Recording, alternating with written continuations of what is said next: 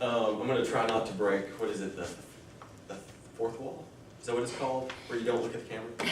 Okay, so we're really going to talk about the use of iPads today. And getting one really changed the way I do a lot of things, not necessarily just in the classroom, but as far as how I teach and how I really do my job. And I even changed the way I'm talking now. It really did. What happened was about 3 years ago, Nikki Kaufman and I were working on a project. She had a really neat project in her class that needed some automation, and she asked me if I would help do it. So I built a website to automate this really neat process that was happening in her class that she was doing by hand. And literally it went from manually looking through a genome sequence that she was getting from her students, blocking out certain pieces, and it was helping to identify amongst certain students which of these original 7 branches of European ancestry they came from. And it was taking her forever. I mean, days and days and days. And anyone who knows Nikki knows that Nikki has got enough going on to not need to spend days and days and days. And so she asked me, and I wrote a website that would help her do this a little bit more quickly. And in turn, what we said was, well, let's write a super grant. Ask for some money to help us out, to kind of extend some of these projects. And there was leftover money in it, and although it wasn't included in the original grant proposal, I went back to the provost who was at the time chairing that, and I said, hey, look, I would really like to buy a tablet for use in class. And he said, okay, go for it. So I did, and I bought this guy in February of 2010 or 2011. It's been a while now. And so I've had a lot of time to explore. This is the original iPad, and we'll talk about how I bought it and everything else. I'm going to talk first about lesson planning, because how your class runs differs because of how you plan. So how I planned my classes began to change because of apps that were available on this guy. Have each of you noticed kind of the video zombie thing that can happen in a classroom? I could be talking and students may not be engaged at all, and maybe thinking they're hiding their phones underneath the table. I mean, all these things. But as soon as I put a video on, it's like focus. I mean, just instant focus. And it's almost like they take, Math Nerd 1311 on YouTube more seriously, like they take Dr. Ernstberger. And, they're on YouTube. They must have better understanding than any of my teachers could ever have. And so, so what I started learning was, I could put a YouTube video in class, and it would really start to impact the fact that I had 2 voices lending credence to an idea that I was trying to teach. Well, YouTube is great for this. YouTube is really great for technical videos, like how to do things, how-tos. YouTube gets a lot of comments, and people don't put videos there unless they want you to use them. If they don't want you to use them, they'll hide them, right? So I put videos up for my classes, and I hide them because I don't want anybody to use them. Vimeo, if you're trying to deal with social issues, Vimeo is kind of like YouTube, only for professionals, if this makes sense. The people that go and post videos on Vimeo, they love to make videos. They're not, some guy holding his hand over a chainsaw, like, how do you tune your chainsaw carburetor? Because I've seen these. Learning to tune the carburetor on a chainsaw. But there are people that are out there that are trying to make videos to impact how people do things, social issues, church issues. It's incredible. We're starting, at church actually, we're starting to use Vimeo a lot of times because people put great videos out there. Churches that have big production crews will post their videos on Vimeo. So you see a lot of this happening. So I started looking to these 2 communities to find really great videos to show in class. And I'll get to one more in just a little bit because I love it. The next thing I found, when I started looking at apps that would help me out be more productive, I found Evernote, and then Sketch came online. Evernote bought a company called Sketch about a year ago. And what Evernote is, if you've never used Evernote, I'm not trying to get you entangled in all new types of different user accounts, but Evernote is an account. It's a company that has this service. You sign up, you get an account, and it's like an electronic notebook. So you can post links, you can post videos, you can attach files, you can type notes down, and you can organize all kinds of notebooks. So what really starts to happen is you keep an electronic journal that goes anywhere where you have an internet-connected device. And if you have an idea, you throw it in there. Well, they acquired Sketch, and Sketch is I can draw a flow chart on a tablet face. I can handwrite notes and attach those to my Evernotes. Seriously incredible. There are plugins for most decent browsers like Chrome and Firefox, so you don't even have to just use it on your phone and your tablet. You can plug it right into your browser. It's a wonderful tool. And I started using this because you go to conferences and you talk to people, and I'm trying to always relate math to the real world because my students don't believe that math happens outside of the class, right? So I would come across these ideas. I was like, that's beautiful. Take a picture, post it to my Evernote account, and then the trick is just remembering to go back later and look at all my notes. One that happened about a year ago June, which you guys can kind of correlate now, was Office Time Light. I had to start keeping track of time. I was trying to balance things between, helping LaGrange College start putting things online, which meant helping us to do all things a little bit more electronically, and still trying to teach classes. And I was concerned about how much time I was going to be spending for online work versus just teaching my classes, and how my time was being divided. And the provost was like, hey, start keeping track of your time. I was like, oh, that's brilliant. I bet there's an app. Well, there was. For the iPad, I found Office Time Light. It's really brain dead, which is perfect because I am most of the time. And you just hit start and stop, and you get to pick a category, and it keeps a running tab of how much time you allot. It's frightening. Because before you know it, you have spent, 4 hours researching something because it was intriguing to you. I mean, and that's what makes your class amazing. Right. But on the other hand, at some point you have to be productive. And so it really kind of helped me to keep my time a little bit better, to find what the balance was. And what I found was I was really spending about half of my time between teaching, half of between online learning. And I had to make adjustments on that. Which probably accounts for the fact that LaGrange College isn't moving as quickly as it could be. But it was really, really a useful tool. That's one of the ones that if I were going to actually tell you to go look at, I would tell you to do that. And then also, although I didn't put it up here, I would tell you to go look at the Pomodoro technique. Basically, this guy says, work really hard for 30 minutes and take a 10-minute break. Work really hard for 30, keep a timer.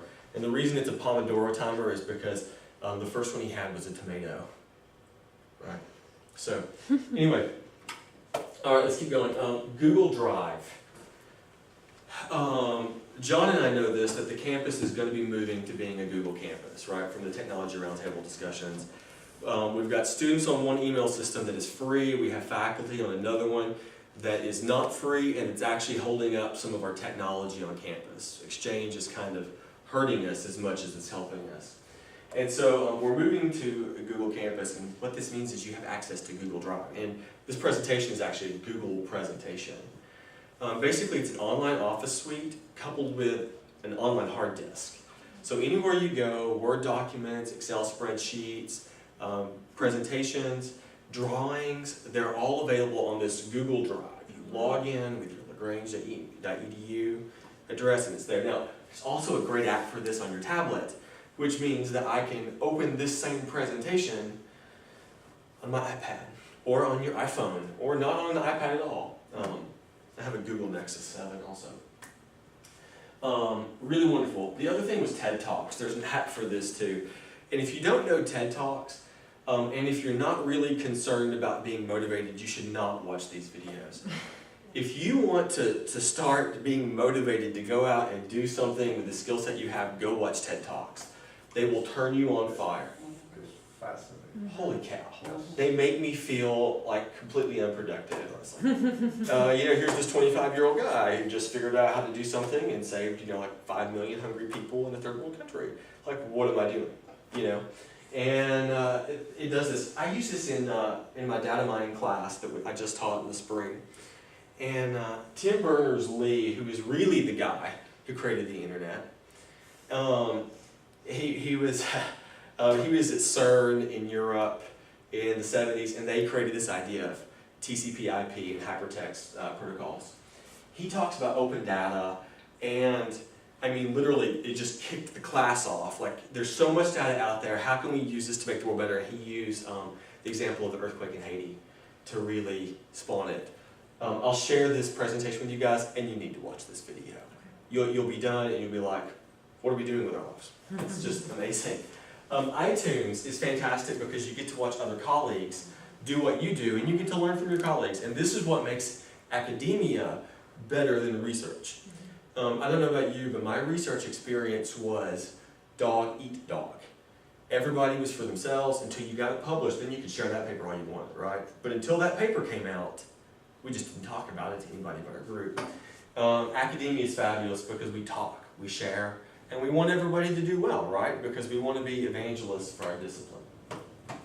In the room, the tablet changed something that was incredible. This one doesn't, but all of your new ones do. They have cameras, right?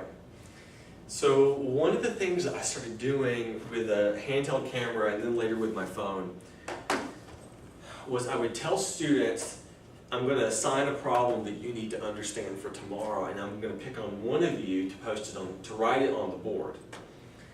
And so I said, I'm going to record it, and we're going to post it to YouTube, and that way you can go back and you can look at it and you can watch it. And it was incredible. I would have students who the previous day were like, I don't know how to do that problem, right? And the next day, because they knew they were going to get posted to the internet, these students would come in, like my football players who normally wear the muscle shirts, you know, cut down to their waist, come in with like polos and slacks, and you know, good old country boys who wonder like, well, you take the derivative of that their function, are like, well, today we're going to take the derivative with respect to x, and you know, everything just changed. And so what happened was, because I was using a tool that was a part of my tablet, or later was a part of the tablet that I had students that, I mean, not even because of an app, but just because I was using part of this hardware, right? I'm maximizing this tablet, is what I'm doing. They went from being, you know, country boy, Joe Schmo, sitting on the third row, to participating in the class and leading the class. I mean, that's a win, right? That's victory. Jon, do you have your own channel? Oh yeah. Yeah, with 400 videos yesterday. Because I post so many different things and hide them and use them to create lessons and whatnot. YouTube is a wonderful tool. It's probably the best tool I've ever used since coming to academia. Okay. Beyond all this, there are, I can record presentations. I always record and post my student presentations at the end of the year, period. It changes the way they present, it changes the way they prepare. Because nobody wants to be online recorded for eternity. being uneducated about the topic of their final presentation. You know, or if I like chastise them on the internet forever. Like, I can't believe you didn't do anyway. A voice recorder, I record all my lectures, the voice recording. And there are boatloads of apps, and I'll share one with you later, but again, it's maximizing the hardware of your tablet, right? You spend $500 on a tablet, you might as well use the thing for more than just drawing on it. And it turns out they have really great microphones. That's the intent. If you go into Vimeo, there are also all these videos about how to make good videos. And if you're on a budget, the thing they say to do is to take an iPhone or a tablet and put it in a backpack or stick it in your front pocket and use it as a microphone to record it, and then you can later do video. So what I do is I record lectures, and I post them to either the course website, like when we were doing Mentor or Moodle, I use them as like a podcast. I found a really tricky way that I would not recommend to anybody to ever use of making videos out of my audio recordings. And so I post them to YouTube and create a playlist of them all. Maybe this should all be about how I use YouTube. Twitter, I use Twitter in the classroom because I have students who don't want to ask questions, right? Who are afraid of verbalizing the questions, but are willing to type them. Very clever. And will post them or will respond back. I've got a friend who's a dietitian who teaches at a university, I think it's in Connecticut, and he puts a hashtag for his class and then makes the discussion happen on Twitter. Brilliant. It is. Milton does a great job with that. And all you have to do is, you need to figure out a hashtag for the class meeting. Like pound LC Math 1101, you know, or maybe you need to put a year in there too. Pound LC Math 1101 Fall 2013. And then it's searchable, right? You can go back and you can check out those questions. It's pretty wonderful, and they're comfortable with this, right? The current generation is referred to as the GGTT generation, technologically speaking. They are good at Google, gaming, Twitter, and text messaging. And we expect them to be savvy to all these other things, but you all know they can't save an Excel spreadsheet on their own when they come to class, right? It's like you've earned a high school diploma and you cannot save a Word document. Okay. John, so pretty much you found that all of your students have a Twitter account already. If they don't, do you encourage them to sign up, or do they just all come in with it? You know, on the classes I use it, I kind of ask and see first. Okay. It turns out that among social media, Twitter is the thing for 17 to 20. Yes. Facebook, you know, their parents invaded it 5 years ago, and now they don't want to be there. Their grandparents. I mean, my wife's 90-year-old grandmother has a Facebook account, and she takes pictures of flowers and guinea fowl and chickens and posts them online. You know, it's really kind of fun. You know, another really great tool for this, I don't know that I have it in this section. Yeah, no, but we'll come back to this one. Is Google+. You all have it now because of these Lagrange.edu Google Mail accounts, and they do the hashtagging too. And Google Plus makes Facebook look like a rookie app. Google Plus is just this wonderful community that they learned through everything that Facebook did not do well. And Google Plus is just wonderful. If all my friends were on Google Plus, I would cancel my Facebook account. But what really happened was a very technical community took Google Plus over, because when Google announced it, they were very intrigued. Everybody was on Facebook and they didn't like all their friends posting pictures of their cake or their pie or, you know, dinner from last night. And they wanted to talk about nerdy stuff. So you see a lot of Google Plus stuff on there. But Google Plus also has communities. And I'm going to share this with Elizabeth Appleby. I found one through Lifehacker, and I sent it to Stacy. Stacy's trying to learn Spanish now after being in Honduras, right? And there's very little she can't learn, so she's doing wonderfully. Well, there's a community on Google Plus, and if you don't know what a community is, a Google Plus community can have up to 100 people, I think, at any time. And it can include video and voice chat. So there are these communities that you sign up for and you join, and you can talk to people who do this. So she found a community for native Spanish speakers who want to help non-native Spanish non-native Spanish learners learn to speak Spanish.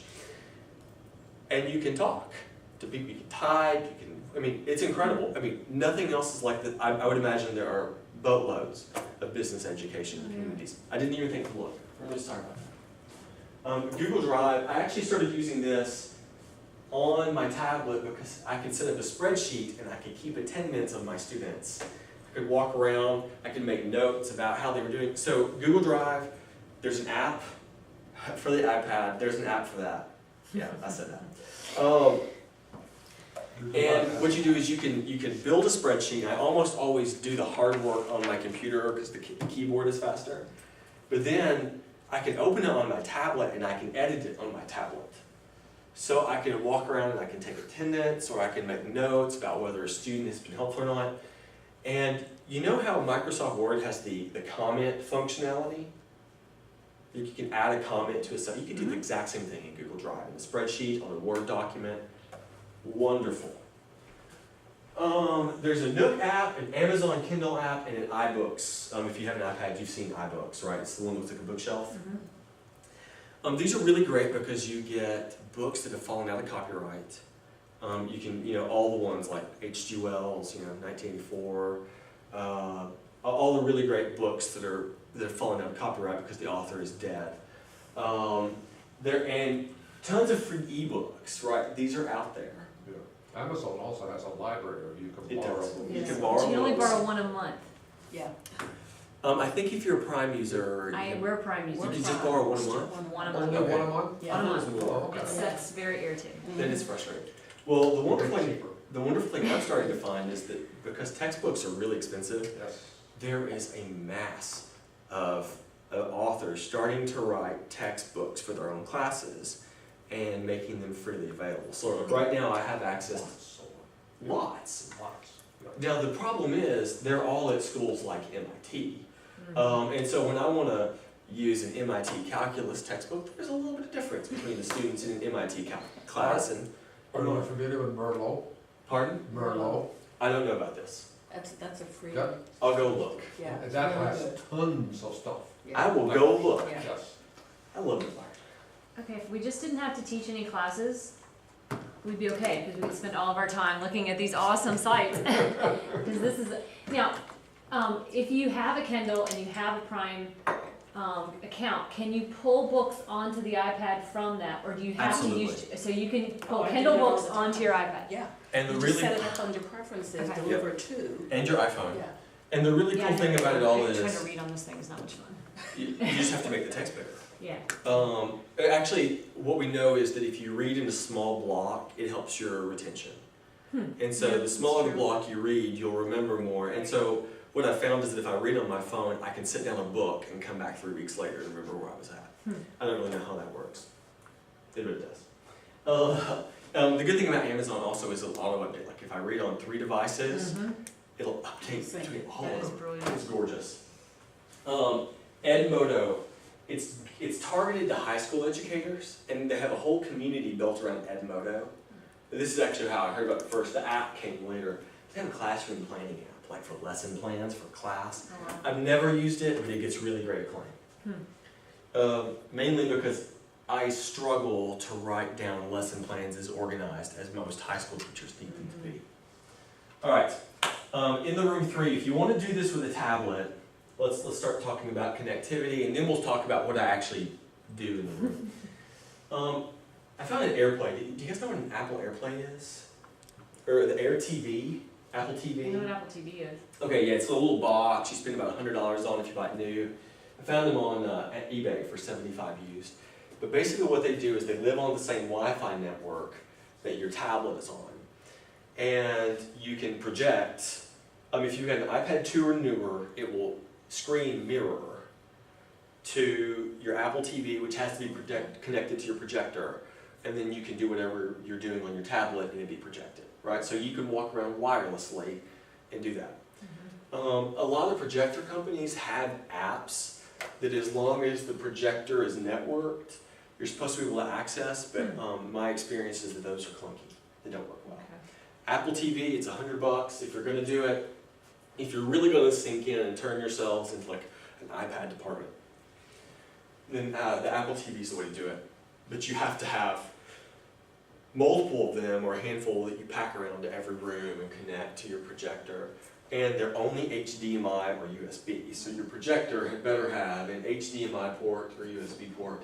And folks, I don't think this will I do would down there. So, but it works really well. We've actually been trying it out at church, right? And because it's on the same Wi-Fi network, you can, whoever's controlling the presentation can be at the front of the auditorium. You know, it's back in the crow's nest where all the techie stuff is, and it doesn't matter, it works. This is a fairly new projector. It's Yeah. not more than a couple of years old, is it? Maybe we just get up there and look, maybe I- there's something? Yeah, I would be surprised if it didn't have an Yeah. Ethernet port, and that might be where you get Okay. to make your money. Alright. So, but you're saying it would have to physically be plugged in up there It has to be each class plugged period? in. Oh, wow. And it has to have its own power source, right? So you've got to plug it into power and that. Oh, wow. So it really only works well if you say, okay, this is going to be the iPad classroom, or Right. these are the iPad classrooms. So you actually- People do this for their home. This isn't really meant to be a business solution. Right. This is just kind of an ed hack, right? Mhm. The VGA connector, I'm skipping to the bottom. Every good speaker knows that your best points are in your first and your third, right? And I was just not thinking. The VGA connector didn't really have many good options 3 years ago, and so you had to buy this. This is $30 for this. $30. And the problem is, you know, I don't know if you know about the new iPhone 5, right? They don't use this connector anymore.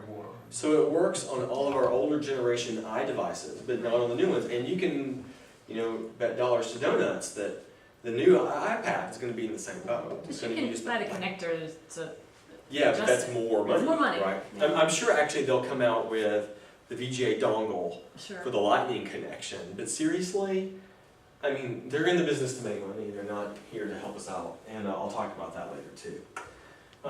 I ended up using an app called AirSketch Pro, and let me show it to you. If you've got all your tablets and your phones or whatever you have on the Wi-Fi connection, launch a web browser. We have a dry erase marker. Let me show you what this guy does. And my iPad is IP address 10.0.136.110:8080. And this is not a really elegant solution, but it was the best solution. So if you've got a web browser open on your phone or your tablet, in the address bar, type that. And I'll tell you why I didn't use it today. I can use it in some of the classrooms around the science building because they're all on the same Wi-Fi network. So what I could do was on a desktop that was Wi-Fi enabled, I could navigate my HTML5 browser to that URL, and then since it was connected to the projector, this would all work really well for classroom. Okay, did you navigate there, Linda? I messed up the color. Tablet for a teacher. Give me a second. Yeah. Okay. My stylus. Linda, you remember this when we were doing all the service learning class. I love the stylus. Yeah. Well, let me tell you what this app does. It's called AirSketch Pro. I've got AirSketch Pro. I bought the app. It was $9.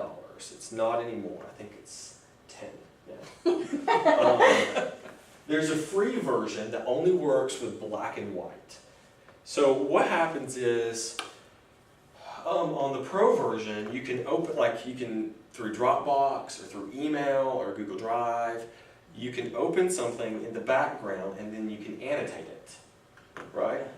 So, like for instance, are you there, John? Yes. Okay, so you can see this. Everybody You gives can- me. I Okay. can't, no, I can't see Let's it. move over here. Oh. Yeah, well, here, then you use it. Nope, I got it. Oh, cool. Well, so my students can do this, and the more people connect, the harder this gets on my tablet. So you need to have, a good battery charge. But what happens in this whole process is I basically created a small web server on my iPad. And if you have an HTML5 browser, and I'm not sure that the standard Safari on the tablets are good HTML5 browsers, but I get to write on this, and it Oh, shows wow. up on your device. Yeah. And if I if we're all on the same wireless network, I could have done it on this and it'd been on the projector, right? So what's even cooler than that is, well, I have color options, right? Like let's say I want to do red because, man, I just like red. Great. And as I advance through, it doesn't hold my writing, my annotation on each new slide, but it remembers it. I've got control basically of your display. Okay. Right? You can choose to go away from it, but I'm the one that's doing this. I was on another I page just and I lost came it. back, yeah. Well, give me No. a second to update, Okay. because I changed slides. Yeah, okay. But so now, like, what I can do is I can underline things that make good sense, like to share videos, because that's an important word. Well, what I was doing in my math class is I would create a slide, right? Because it's a math class, we do math. I would create a slide with a problem at the top.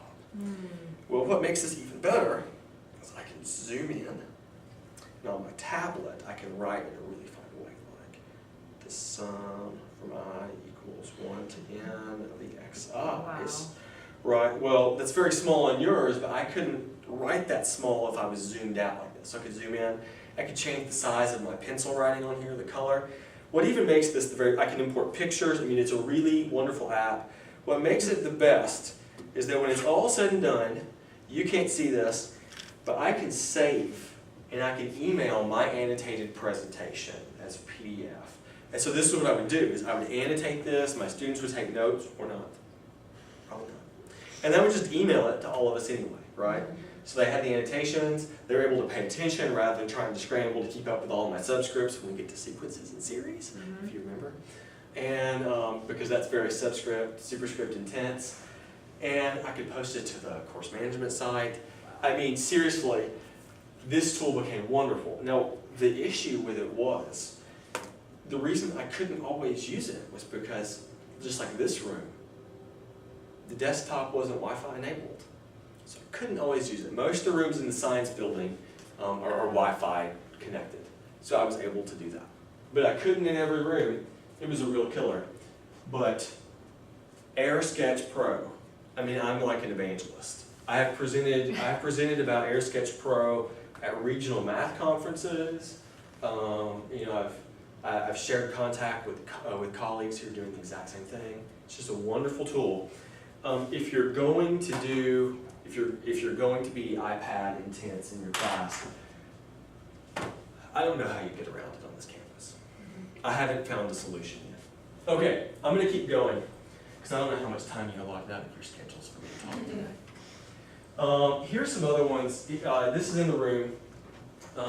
Still on this in the room kick here. There are two apps. There's one that's Socrative Teacher and Socrative Student. So the student installs it on theirs, you install it on yours. You all have to create accounts. You have to create accounts for a lot of these things. Not AirSketch Pro, by the way. You just get to use that guy. Another reason why. But then what happens is you control everything the student sees. Basically their display becomes a mirror of yours. You can see how many of your students are connected and watching what you're doing. And if one of them navigates away, you can be like, John, you're not paying attention. What's going on? Why are you surfing the web? You know. So I mean, that's what I mean. I kind of feel like it's a little bit 1984ish. Like there's a little hint of Big Brother in there to me. But and yet on the other hand, I teach freshmen. You know, who as well-intentioned as they are, they really haven't learned this classroom study focus thing yet, and that's part of what my job is. Log me in. When I was talking to Lydia about what you guys do in your classes, she told me that you use a lot of spreadsheeting, probably some database stuff, a lot of presentations. I haven't found a really great database application for my iPad, mainly because I never use databases. But here's an app called Log Me In. There's the iPad app, and you have to install something on your desktop. But basically, you can remotely connect to your desktop. And this is not new, right? This is an ancient, wonderful technology that we should all be using all the time to connect to desktops. Prezi and Keynote, I've got to bring Prezi up because Prezi has kind of taken some disciplines very much by storm because, you know, everybody does get tired of the same old PowerPoint. And, you know, Prezi's fast and, you know, flashy, but it's flashy. It's based on Flash. So not only one, is it really unstable. I mean, just woefully unstable. But because it's so unstable, Android has stopped including it as part of their browsers. The Flash people stopped developing for Androids, and Apple is going that way too. So Prezi had, in my opinion, far too long of a short-lived life. I'm kind of glad it's going away. I think it's a really bad idea for tablets. I mean, if you're going to ask my opinion, and if you're not, I'm still going to give it. It's a really bad idea for trying to do stuff tablet-based. And it's just because you can't presume that everybody that's looking in the room with you has this on hand. Right. It's kind of this idea of using PDFs as opposed to Word documents when you post things to the course webpage because of the ADA compliance, right? Microsoft Word is not ADA compliant. You can make the stuff that way, but just because you type in it doesn't mean it's ADA compliant. PDF is ADA compliant. Keynote is the PowerPoint of Apple products. You can buy Keynote for $10 on your tablet. It is pretty darn amazing. I will be the first to say, you can make things in PowerPoint and send them and open them in Keynote. Now, I'm going to say that I'm still a fan of Google Drive, right? Because they will open PowerPoints. You will have Google Drive, and Google Drive is free. But the dilemma is Google Drive is not offline, right? You have to have network connectivity to do that. And let's pretty much face it, anywhere that you're going to be making a presentation, you're going to have internet connection anyway, right? And some of you are saying, well, you know, I can't edit my presentation in my car. Well, don't drive and edit your presentation on your tablet. In the room, Numbers. I use Numbers is the spreadsheet. It's the twin to Keynote and to I can't remember what it's called. They have a word processing application too. But all three of those are designed to be used on an iPad, including the resolution of everything on the display, because they know, I mean, they have control over the hardware and the software. It's ideal.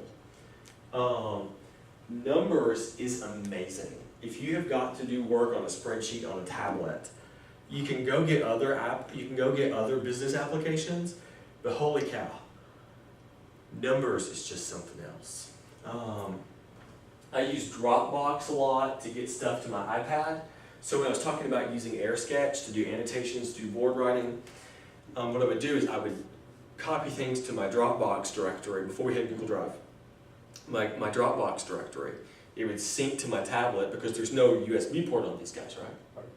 And there's never going to be unless you buy a $30 attachment. Right. And so I would then open it out of Dropbox. Again, you're limited to having Wi-Fi connectivity, but holy cow, it's wonderful. It's pretty fantastic. Moodle Mobile.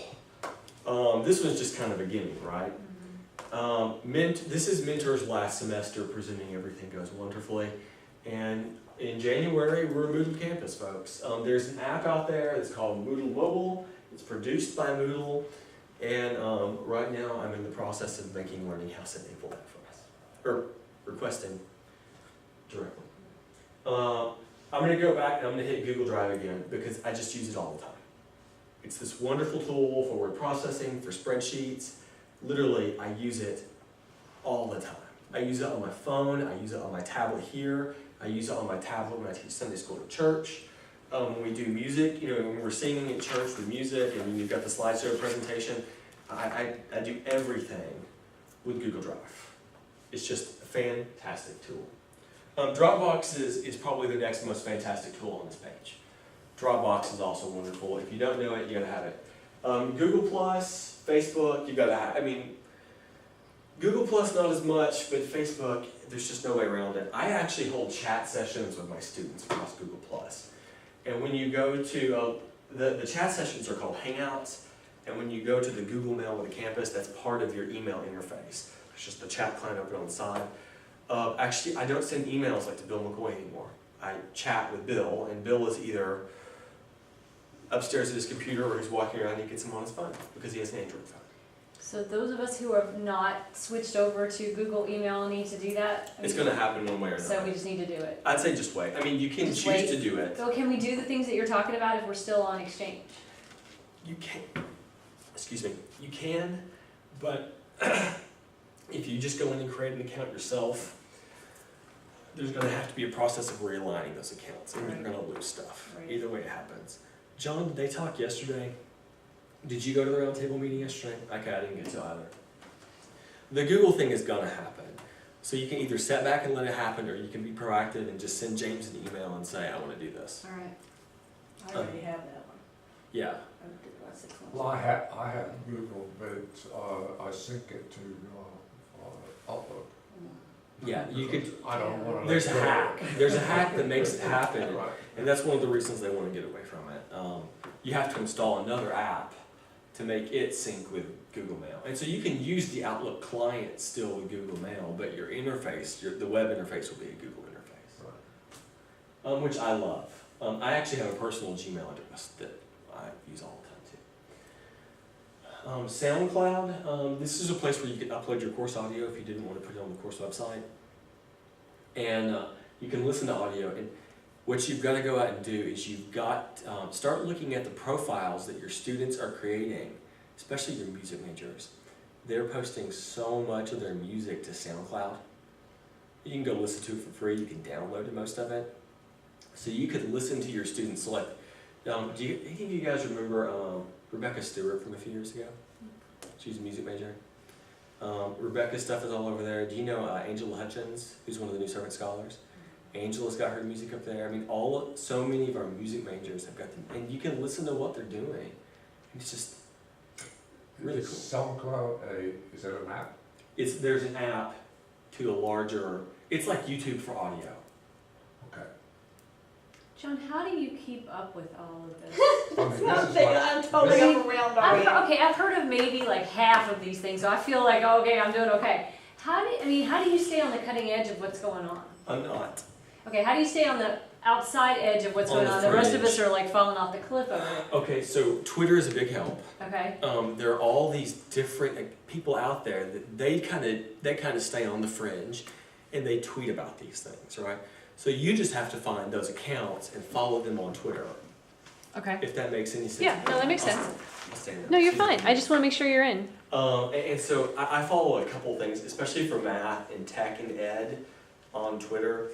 And I also follow a couple of accounts like Lifehacker. And if you guys don't know Lifehacker, the articles are just a lot of fun. There's always something about tech and how you should be, scheduling your time for productivity. There are all kinds of things on Lifehacker. They also they post all these things about I can't remember the name of the page, but it's the manliness archives. They're always and they're just wonderful posts. And also plus once you kind of have these apps on your tablet, right? Mhm. Especially the social media, people kind of talk about these things. You'll find this stuff out there, but the apps auto-update, so you always kind of keep learning about the new features they add. So you're always, as long as you keep kind of a practice on using them, they're pretty wonderful. SoundCloud kind of came about for me in the late spring.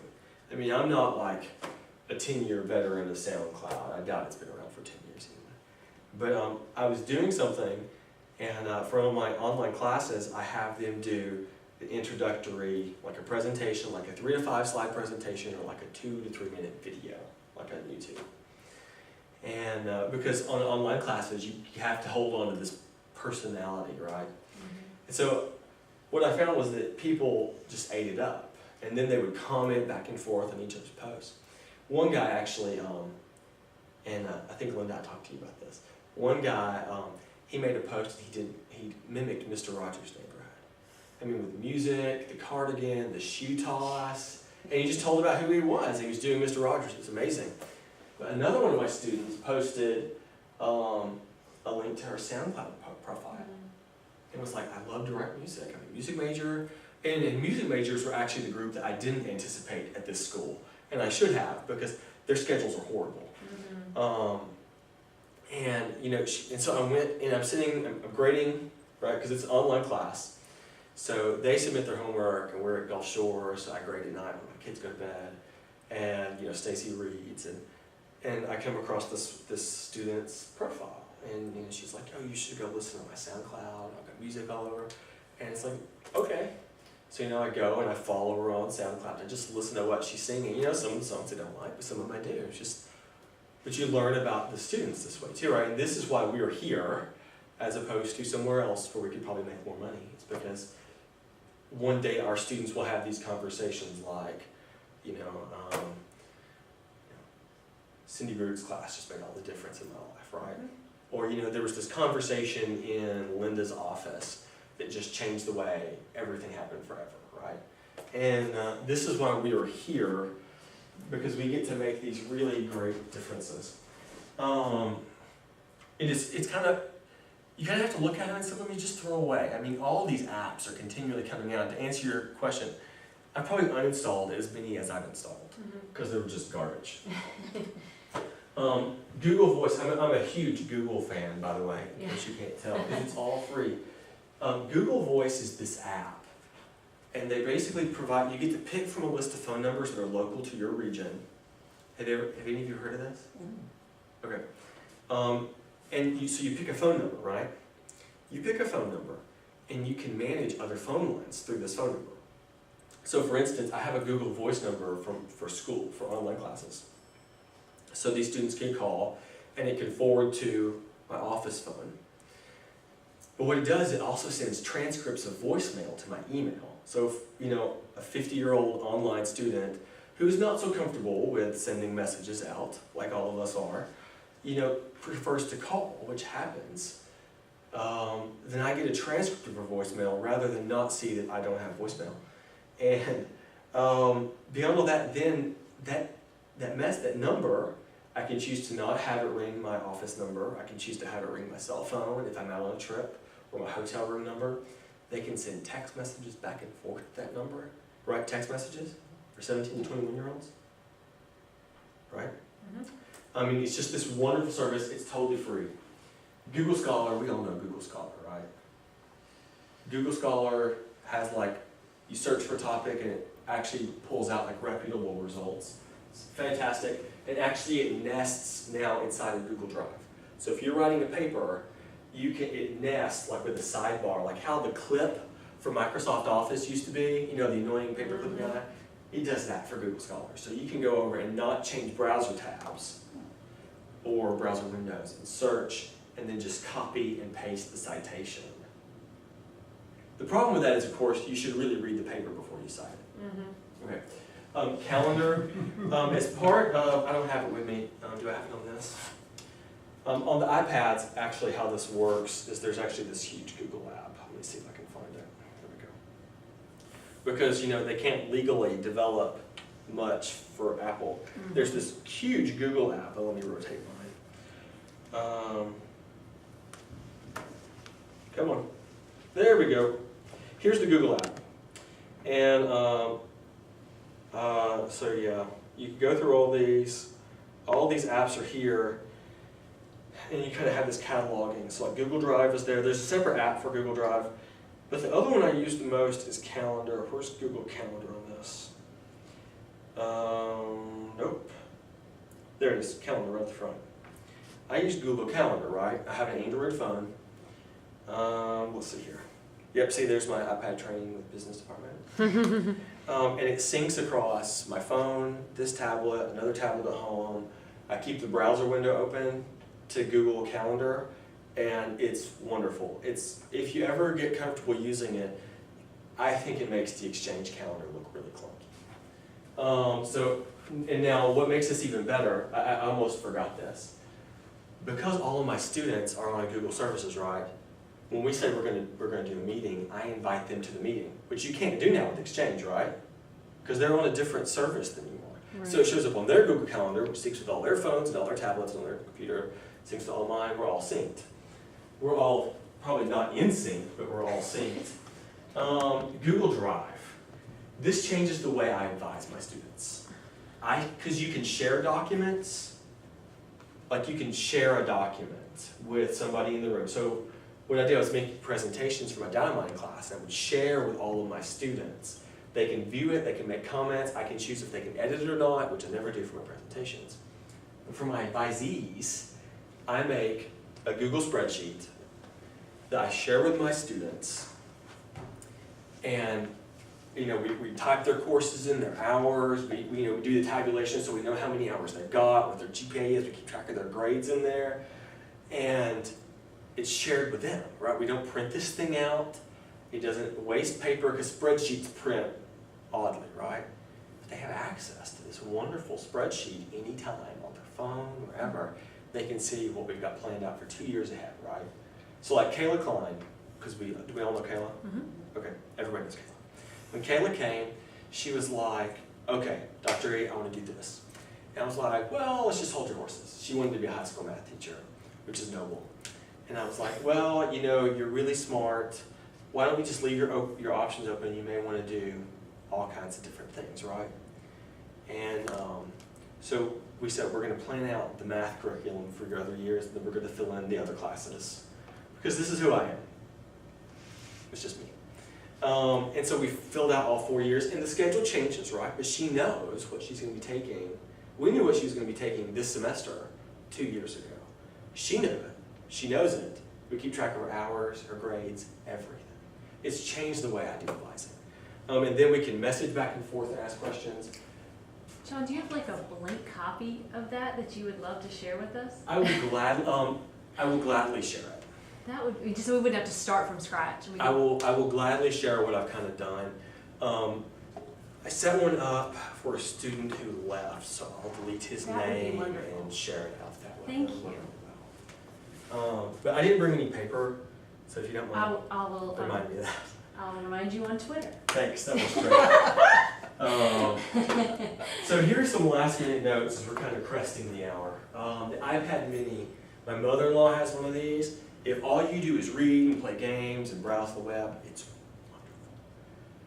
If you're going to try to teach on it and annotate, which first off, you need a stylus, by the way. Your finger just doesn't have the fine, I mean, I have tiny man hands. And I mean, still, my finger is way larger than this. There we go. It's like we're getting ready to do a, yeah.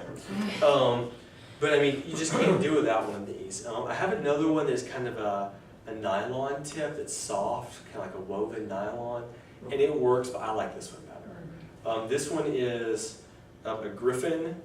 It's the short 7-inch one, so it's a little cheaper. When I first bought this thing was dirt cheap, and the Amazon reviews have blown up. And so, I mean, just go to Amazon if you're looking to buy these accessories, and just look and see what gets good ratings. The iPad, man, the iPad is, if you're gonna do this, I have to say, although I'm an Android fan, I don't like the way Apple does business. They're still an enterprise and they're in it to make money, right? And they do a good job at it. But the iPad is just built unlike anything else. The next closest thing that I know of for an Android tablet that's built like it is the Samsung tablets, and they're pricey. The iPad, I think the cheap iPad just hangs out around $500. But let me tell you what I did. So this is the original iPad, this is the 32 gigabyte, right? I gave $500 for this as opposed to the $600 it was supposed to be. Because when I was trying to buy this tablet, I was looking on the website, called them, and what you're always supposed to do, right? You call somebody, you haggle with them a little bit, and then you hang up. And you call back 2 days later and you try to get somebody else and see what they'll do for you. By the way, we got a great deal on a car last summer. And so what I did was I called them and I was like, I'm an educator, I'm going to buy an iPad. What can you do for me? And they're like, nothing. Unless you buy iPads in bulk of 10 or 20 or more, they don't give you a discount. Right now, they have a discount code. They do. Yes.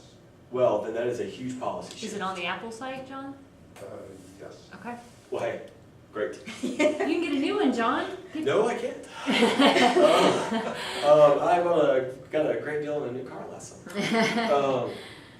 But what I did, finally, one of the people said, hey, why don't you call over and ask about a refurbished one? They said, get away from education, just call in and ask about buying a refurb. So what happens is a refurb, we kind of chatted about this yesterday. Somebody gets a black one for their spouse or their kid, and they're like, oh, this is great, I really would like a white one. So they send it back, right? It's been handled, they've broken out of the plastic, it may have gotten dented or scratched, just because, that happens. And, heaven forbid that people, be dishonest and scratch it and say, well, I didn't want this color, just ship it back. And so what they do is they replace the shell and the display. The innards are the same. But somebody used it for like a week. Probably not as heavily as I use one. I mean, what's it matter? I think they replaced the battery too, just instantly. Basically, the only thing that remains the same is the board and the processing and the graphics processor. The shell is basically new. And so they discount it because nobody wants to buy refurbished products, even though they're really wonderfully refurbished. So the 32 gigabyte, which normally ran for $600, I got for $5.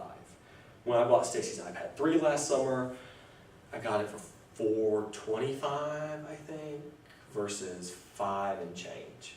And they were refurbished. They both worked wonderfully. It's been a year now since Stacy had hers, which is the factory warranty anyway on a brand new one, right? So her refurbished has already lasted as long as a brand new one would have gotten on the warranty. John, advantage of the 32 over the 16, like I understand it with my phone, it's because I take a million pictures. But why with the iPad when it seems like you're doing everything online anyway, what's the advantage of the 32? These apps take up boatloads of space. Okay. I don't really have a lot used on this one just because my original iPad is starting. Oh, sorry. No, sit. My original You iPad can stay is starting to relaxed. get slow. I'll be mindful of it. My original iPad is starting to get slow, right? Okay. So I just don't use it like I originally did. Right. But Stacy's 16 gigabyte between pictures and any music, Mhm. because let's face it, if you're gonna buy this thing, you're gonna use it for YouTube, Sure. right? This is another wonderful thing about academia. They don't expect you to buy a cool toy and not actually use it for yourself as well. And the 32 is nice because of the extra space. I mean, some of these apps are a gigabyte a piece. Because the Apple Store doesn't show you how large the app is, right? The Google Play Store does. You know when you download an app for your Android phone that it's 35 megabytes or 4 megabytes. This guy doesn't. And if you have anything that's interactive, like we have an app or two for the kids that are like learning apps. Some of those break a gigabyte and a half. Wow. Yeah. That is, Yeah. yeah. Mickey Mouse Road Race is ginormous. But on the other hand, it does this interactive stuff. I mean, some of the apps are really incredible. Like Sure. my 4-year-old sits there and talks to Mickey Mouse, and Mickey talks back to my 4-year-old. Right. I mean, it's just incredible. And it's not the same thing every time. But I mean, the space is nice. If you're mindful of the space on it though, I mean, you can pull stuff off, right? If you've Sure. got a bunch of video, just get it off. And that saves you $100. Just be a good steward of the device you bought. I think I've got one more slide of last minute notes. The iPhone is basically a mini iPad, right? Where you can make phone calls on it. And the new iPhone, the iPhone 5 it's like this. It's skinnier, but it's big. Taller. Now, I'm not for a moment suggesting that you shouldn't buy the iPad to do the classroom thing. Mm-hmm. But if you were never going to do the screen annotations, there's really not, if you're never going to actually take notes in class, annotate on the screen, there's not really much of a point to it. Because our minister actually doesn't use his iPad. He uses his iPhone with Apple TV, and it projects the YouTube videos and the documents just the same way that the iPad does.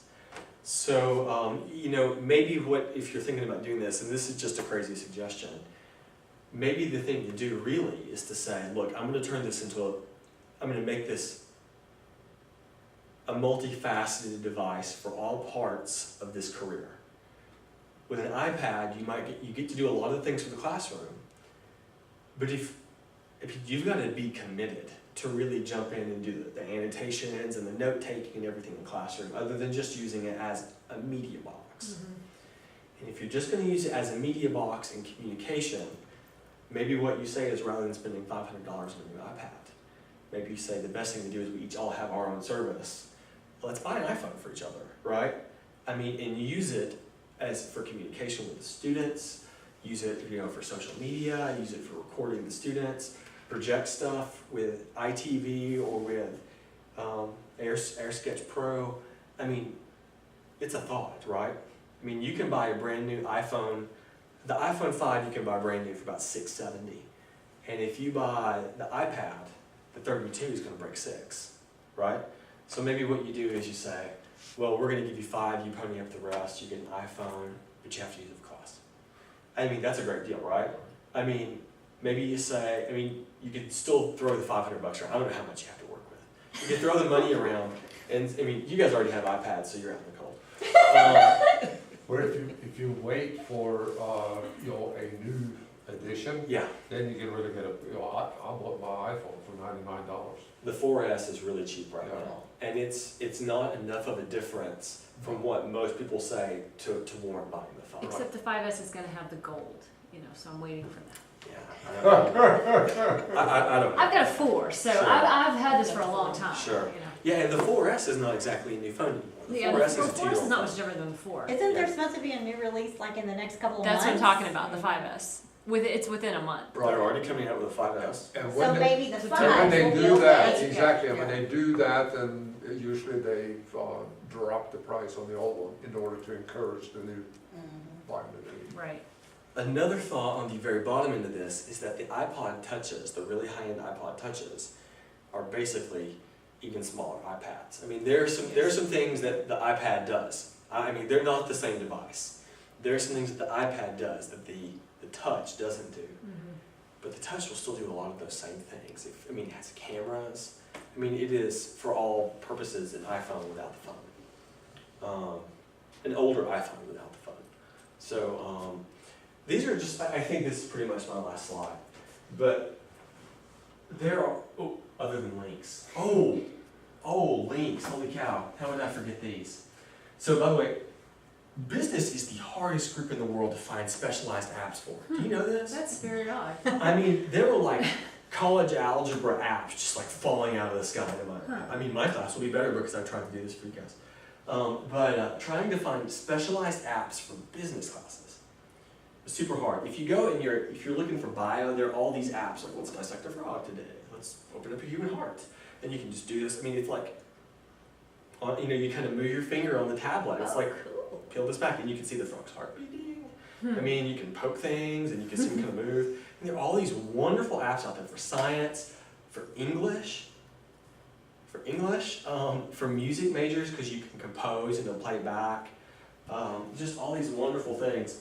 And there are a boatload of these in this 55 best iPad apps. This one has business education apps for MBA success. I don't know how applicable this is, but it had some apps that looked like they might be more usable for business classes.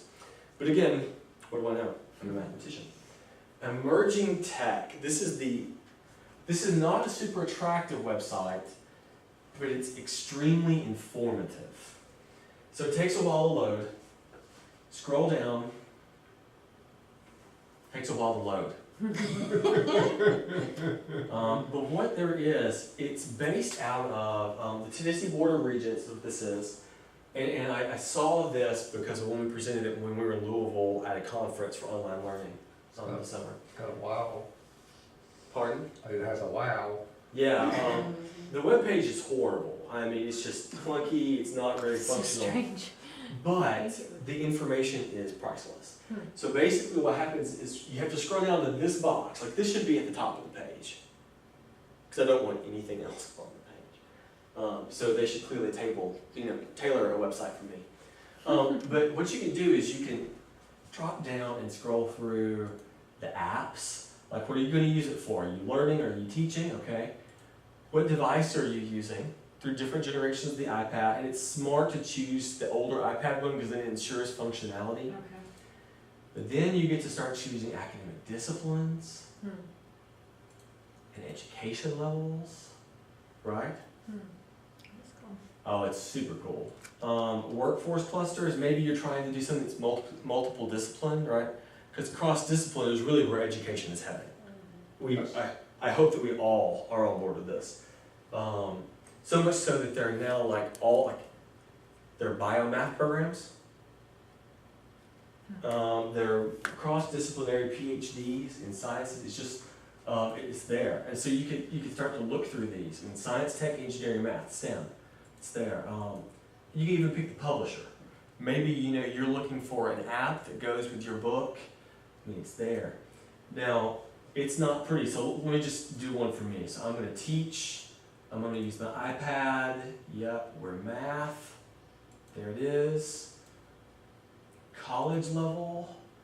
And apply.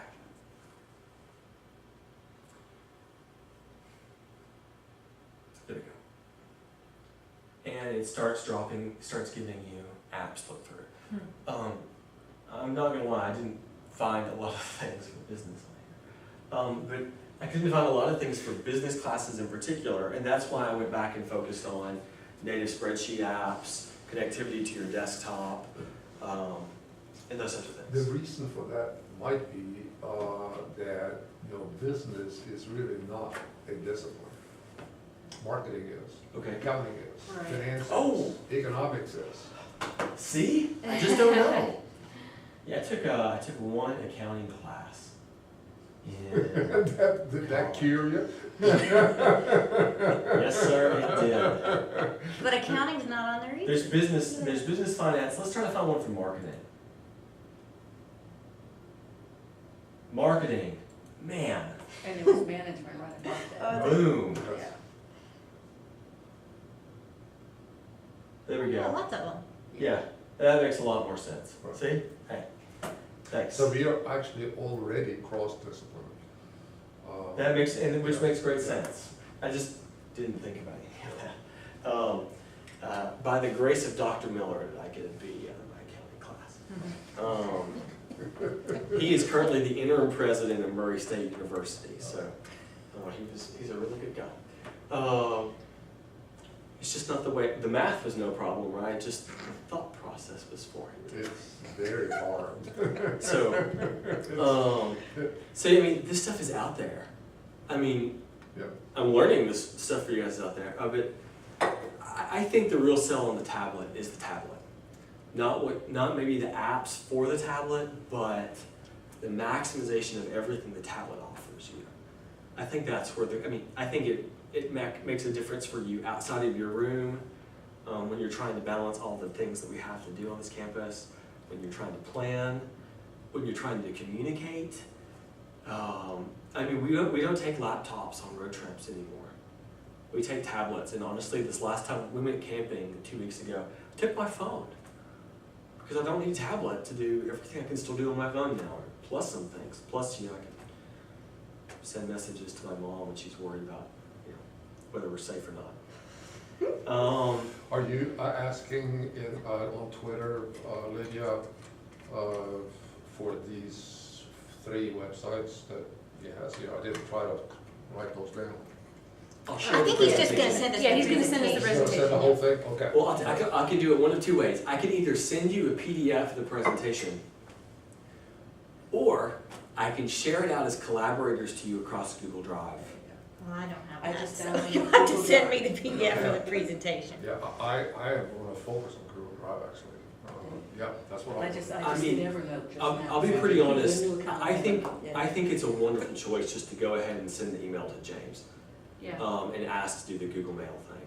It saves some issues, and you can still access the P-mail. It's not like that's gone, right? I can still go to P-mail and grab all my emails out of it from 2009, and it's never going to be gone. They'll always run that server, but that server is what keeps a lot of us from being on Office 2013 and Office 2010. And so it just keeps a lot of things a little slower for us. John, you mentioned recording. Now, I use Dragon for dictation. Oh, for voice Which one do you- dictation. Yeah, which one do you? I'm not use? talking about transcripting, I'm talking Okay. about when I speak, it just records the sound. Okay, you're literally just recording your lecture. I haven't done much transcripting for 2 reasons. One, the apps are expensive. The Dragon works dictation, really well. it works amazingly. Yeah. And I have a Dragon dictation app on my phone because it couples with the swipe keyboard. And if you guys don't know what the swipe keyboard is for an Android phone, you never have to lift your fingers off the keypad. It's just incredible. Yeah, It my costs son like $1. has that, yeah. But the Dragon dictation on the iPad, when I first got mine, used to cost $8, $10. And the free version would only record for a minute. And so I stopped doing it. That was one of those 2 of the reasons. The third reason being that it didn't really do a good job with subscripts and derivative notation and integral signs. Yeah. And that kind of killed that right there. So, see, for me, for Absolutely. things that deal with management and leadership, it really helps. Plus, the reason I use it is because I often think of things when I'm not able to write something down. Right. And so I can just put it on here and it'll Absolutely. transcribe it for me, or I can email it to myself, or, it's really. Right, really- that's. Wonderful. Yeah, it's called Dragon. And the one you use and that's instead a- is what? I'll Well, find that in on there. my Android, I don't do any voice. I mean, I have a voice recorder app that I use, and it's Smart Recorder or Easy Recorder.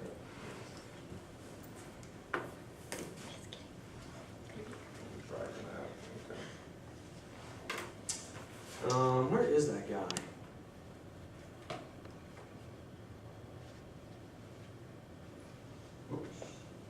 I've got Recorder Plus on my iPad.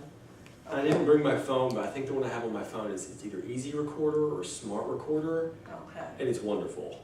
You can. I don't really know a lot about the functionality of this one because I use the one on my phone a lot, or on my other tablet because it's faster and not as clunky now. But And those are just audio recorders, it right? just records sound. I mean, basically the soundtrack off the video is what this would have been doing. And let's face it, we have a lot of students who learn in very different ways. Yes. I have a lot of students who learn by watching stuff, but I have a lot of students who need to go back and read through their notes and hear it 2 or 3 times. And as soon as I started putting audio up, students were like, I started getting a larger influx of contact. They were like, so I'm listening to the audio from the class, and I missed this part in my notes. Great. I mean, I just thought I'd try it, and it works. It works pretty neatly, actually. I get a fair amount of contact out of it. My daughter was just telling me yesterday that her teacher at LaGrange High is doing the same thing. Instead of going in at 7 o'clock like she used to do to get an update on the lecture from yesterday, she can just watch it and Yeah. saves the teacher time. I record a lot of stuff from math classes because, you know, you can't really hear board work very well. And we just live on the board. I mean, we live on, and that's why the tablet works well for me, because I can do stuff on the tablet. I started spending a lot of time in the library on the smart devices, especially the new smart movable one. I mean, that's how I'm recording my lectures for college algebra right now. Yeah. And what it's actually doing, it's actually screen capturing off the board, and it's recording my audio. So I have video that's getting posted to YouTube, and it's just me working the board. I don't have to dress nicely to go and do this thing too.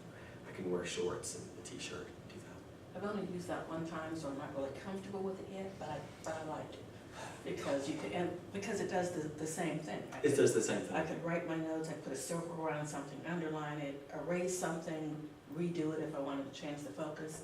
I'd want to practice by myself several more times before I try and do it. The problem with the smart recorder stuff is that, man, that hardware is just expensive. It's not really cost effective unless you've got a lot of people using it all the time. And in the small group who's trying to use it all the time, you can't afford many, so it's actually really use prohibitive. I mean, you've got people fighting to use the smart board. Like, I want to be in the smart classroom. And then what happens is, you know, inevitably what happens with the smart board is somebody ends up using it for a projector screen. So you've got people who want to be in a smart room, not using the smart technology well. And what the tablet does is it really does, you may still have to spend the money on it, but it doesn't restrict the use of other people from using them. And it's a really great alternative when you don't have $2,000 to drop into one room, right? But you may have, but basically you spend $2,000 amongst a group of 4 and spread it among every room that you teach in. So it's a really great choice. I like the iPads, they're just built well. The software is typically pretty nice because Apple maintains so much control over it. Well, John, thank you so much. Yes, That was you. just My pleasure. fabulous. This is great, yeah.